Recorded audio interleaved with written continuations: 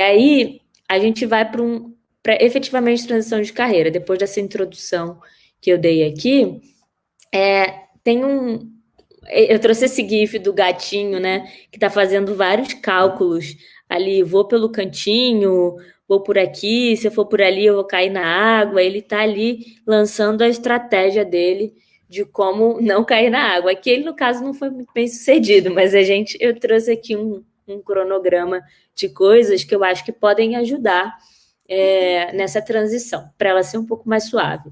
Esses são 4 pontos que eu elenquei aqui, que eu vou destrinchar: identificação, oportunidades, rotina, ou dia a dia, e desafios.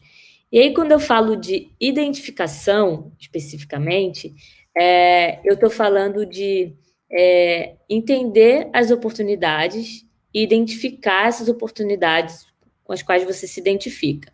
E aí eu trouxe aqui uma pessoa fazendo uma yoga na montanha, mas não tem nada a ver com yoga na montanha, tem a ver com treinar a habilidade, né? Aqui a pessoa se esforçou para ser hábil nessa tarefa.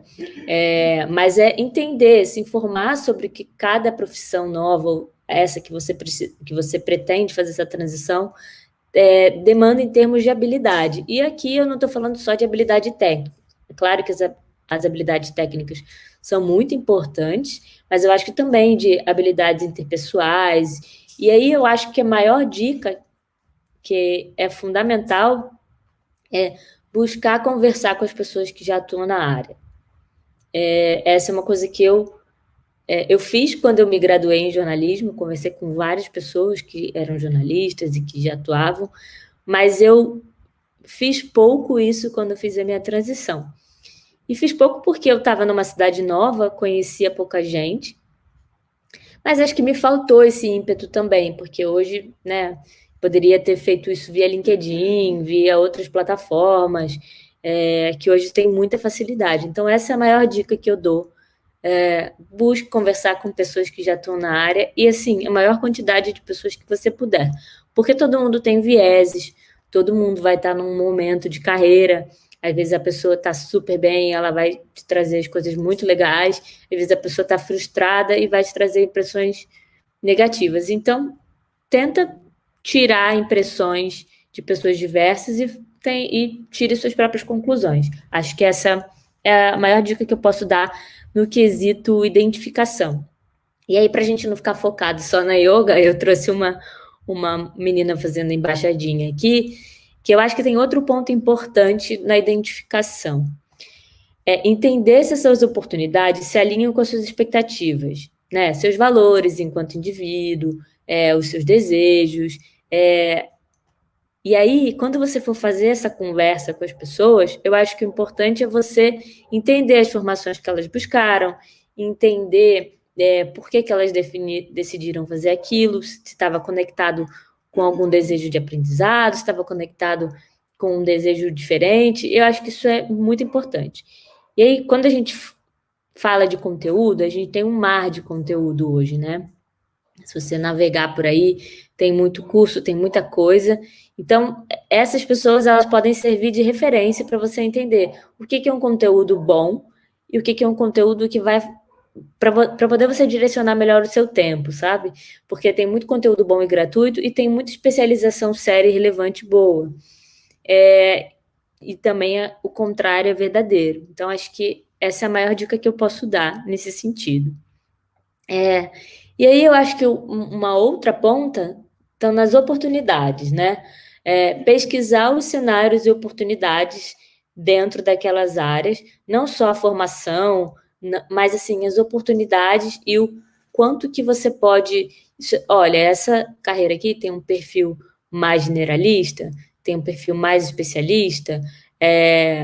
Vou trabalhar com inteligência artificial, eu vou trabalhar ali no código, vou trabalhar na construção de um algoritmo, ou eu vou trabalhar advogando sobre um tema específico, porque tem espaço para tudo. Acho que é bom a gente sempre abrir a cabeça para isso, que tem espaço para muitas coisas dentro de uma carreira, né? Então, eu acho que primeiro você identificar ali essas oportunidades e conectar com o que você se identifica.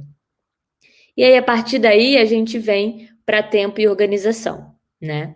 E aí, vou falar de uma coisa que é banal, pode parecer banal, mas que no meu ponto de vista não é. Procure se informar sobre a rotina, dia a dia.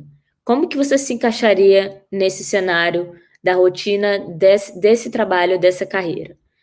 Acho que é importante a gente pensar quanto tempo de esforço e dedicação você vai empreender para você estudar, se aperfeiçoar, e é algo que você vai precisar continuar se aprimorando ao longo do tempo, porque as profissões novas são profissões dinâmicas, né? Então, a gente vai precisar estudar durante bastante tempo e constante aprendizado. Então, é importante você se informar sobre a rotina, sobre as execuções das tarefas, sobre as habilidades técnicas e comportamentais que essa carreira demanda, né, que, esse, que essa função específica demanda, para que você empreenda seu tempo em algo que você vai curtir estudar no longo prazo, que você vai ter interesse recorrente sobre aquilo, né? E aí acho que é importante saber se esse dia a dia atende o que você espera, se tem coisas que você gosta e que você não gosta. Normal, sempre vão ter coisas que a gente não gosta, mas se isso tá ok para você, se tá dentro do que é tolerável para você. E aí acho que é importante, nesse momento, fazer uma autoavaliação. Mas eu vou falar disso um pouquinho mais ali na frente.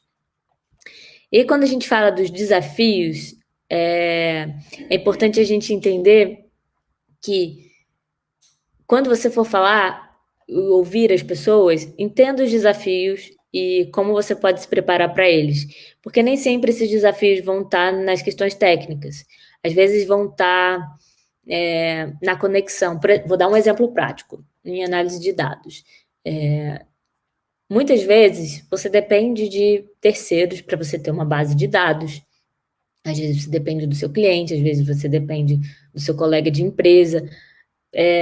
E para isso, você não precisa só ser um cara que sabe conectar um banco de dados ou fazer leitura de dados, análise de dados. Você precisa fazer o intermédio do projeto, você precisa cobrar, você precisa estar ali e fazer um follow-up com ele do tipo, olha, minha base não chegou, eu preciso disso. Você precisa se colocar nas reuniões, porque, olha, preciso fazer esse projeto, mas eu preciso disso, disso, disso. Até aqui eu só consigo caminhar eu só consigo caminhar a partir daqui se eu tiver essas bases aqui. Então, isso também são desafios que você tem no dia a dia, que é importante você se informar sobre eles, porque eles vão ser determinantes. Então, acho que isso pode ser também uma palavra que usam muito, game changer, né? Que pode fazer você mudar e ter sucesso nessa transição, né?